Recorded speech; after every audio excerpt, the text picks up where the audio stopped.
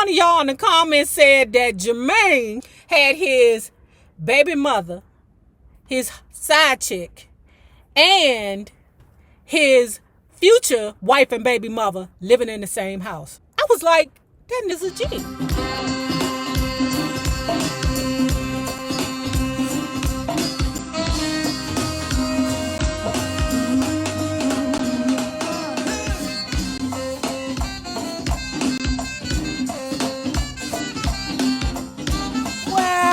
Hello there, love bugs. Hello there, Bellas. If you have not already done so, please remember to like, share the Facebook, subscribe, and visit uptopbeauty.com for these mixed shades in red and this Michelle red lip. Hey, listen, I'm talking to you. All purchases at uptopbeauty.com that total over $40 will come with a free gift.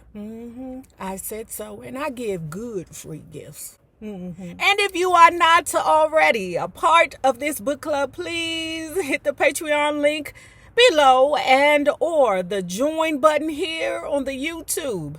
And for a small monthly fee of $5, you babies, yes you, can be privy to all the shenanigans before the YouTube gets it, if the YouTube gets it. Now, let's continue talking about, baby, we are almost done. So now, let's finish off this book right here. Jackson Family Values by Margaret Maldonado.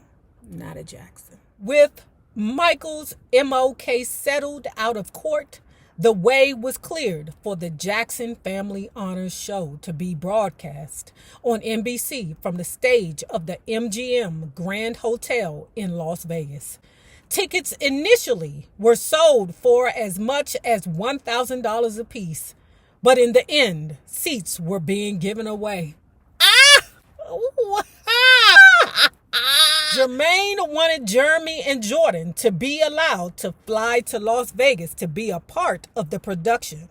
Their appearance came with a catch, however. Jermaine wanted them outfitted in tuxedos for the evening at my expense. Not wanting to deprive my children of an experience they would cherish, I dipped back into my war chest and delivered the children's tuxedos.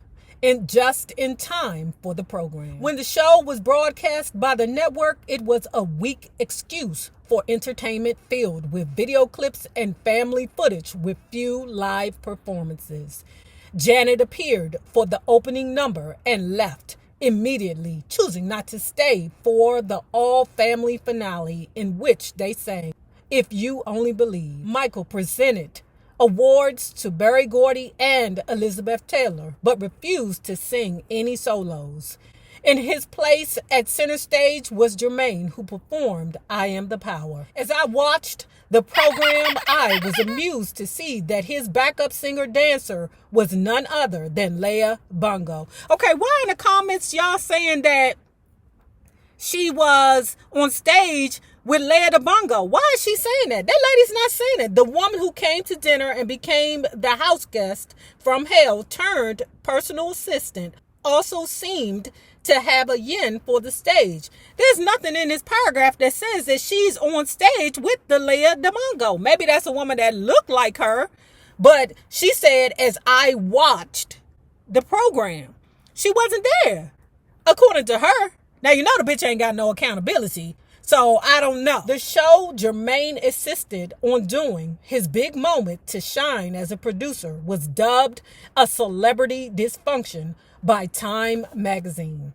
An article in the Los Angeles Times said that only $100,000 of a projected $4.5 million was raised for charity. Executive producer Gary Smith sued Jermaine and each of the other participating family members for non-payment of his $400,000 fee, plus payments due to the cast and crew.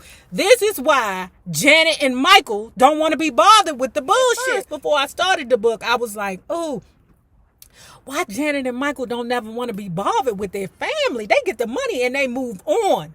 This reason right here is the reason why. With the show behind him, Jermaine seemed to have a change of heart where his children were concerned. He offered to meet me for lunch to iron out the details of a support settlement. Like many things in Hollywood, however, this too was pure illusion. Although I agreed to meet, he never set a date. He did send flowers, though. He gave Jeremy and Jordan a large bouquet of flowers to give me on Mother's Day, 1994, with a photo of the two of us. On it, he wrote, "We used to be one big happy family. What happened to those days?" Leah DeBongo. I got flowers, but I got no money. Not a dime of child support was forthcoming, and after a period of waiting, my lawyers began to tighten the screw. "You'll never get any money from me or my family," Jermaine said, forgetting that the money I wanted was for his family. I was asking for nothing for myself. It was to help support Jeremy and Jordan. And like I said, men can be quite immature when it comes down to child support. He's not seeing that. What he sees, because men are very visual, is you driving around in a Range Rover. That's what he sees. You're not suffering. You're not struggling. Nothing about you look like you broke. You got income coming in. You probably making more money than me. So why the fuck should I help you? You should help because it's your children. I'm just telling you what in his mind he's feeling. By this time, Catherine, Joseph, Randy, Alejandra, Leah, and Jermaine had moved from the Havenhurst house to a mansion in a regal area of Los Angeles known as Beverly Park. Pause. Okay. Why one of y'all in the comments said that Jermaine had his baby mother, his side chick, and his future wife and baby mother living in the same house? I was like, that is a G. By this time, Catherine, Joseph, Randy, Alejandra, Leah, and Jermaine had moved from the Havenhurst house to a mansion in a regal area of Los Angeles known as Beverly Park. The Havenhurst compound had sustained extensive damage during the January 1994 Northridge earthquake and was undergoing renovations. Michael had rented new digs for the family at the hefty sum of $40,000 a month. Shit, you better send their asses back to 2300 Jackson Street. Can you imagine the stress that Michael Jackson had on himself? Now, Janet over there, she don't give a shit, okay?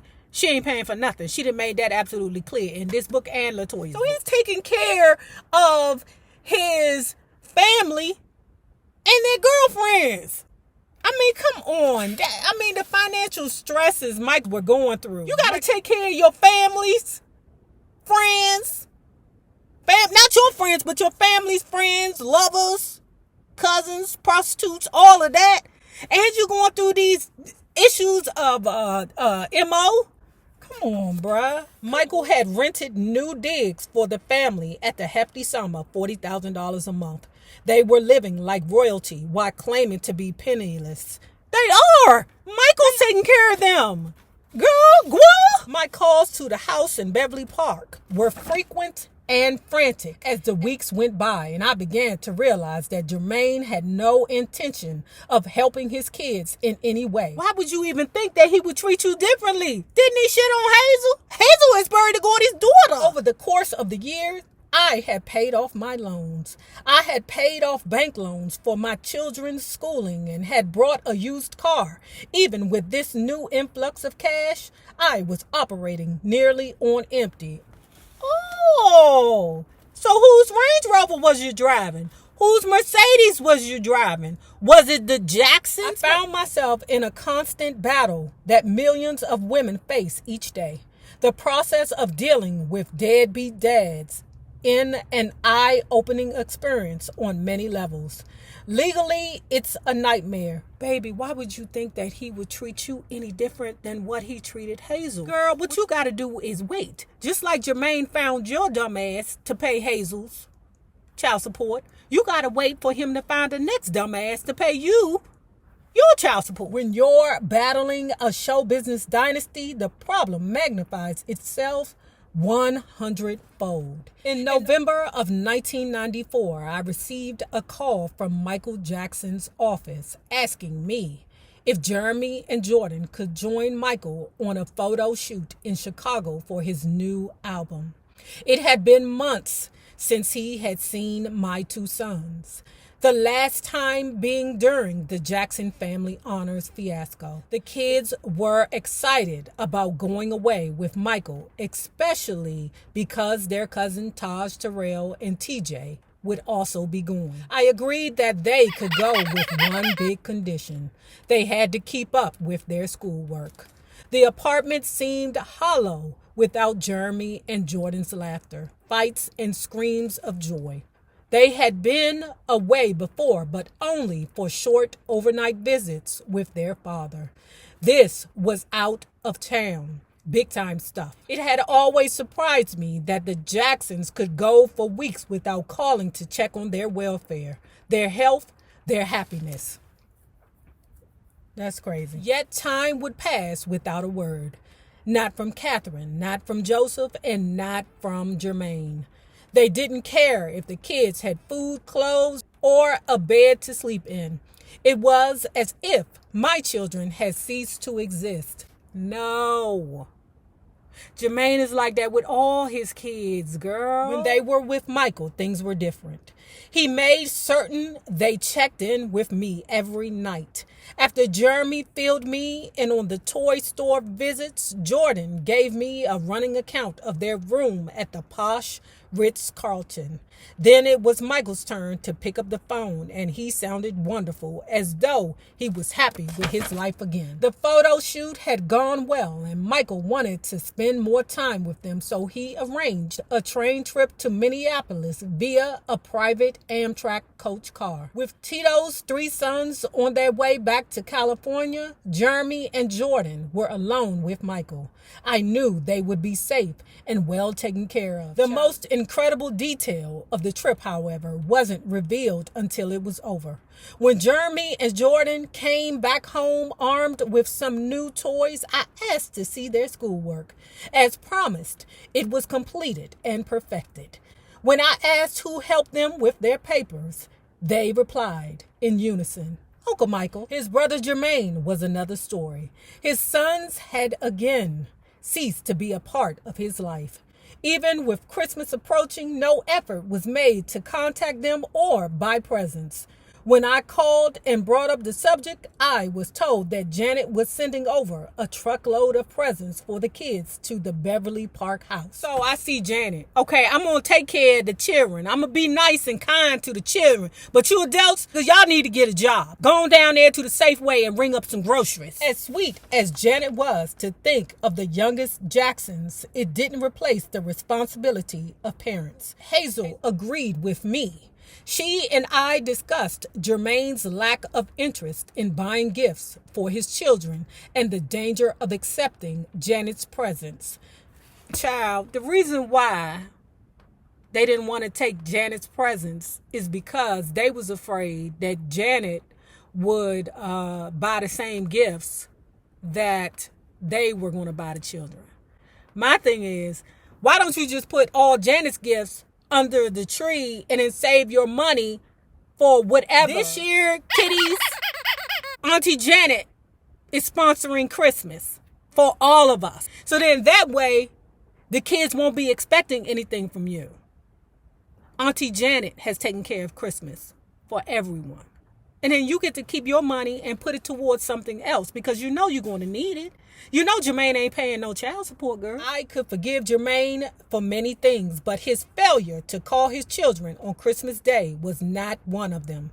Even worse, he didn't call Jeremy the next day either. December 26th, his birthday.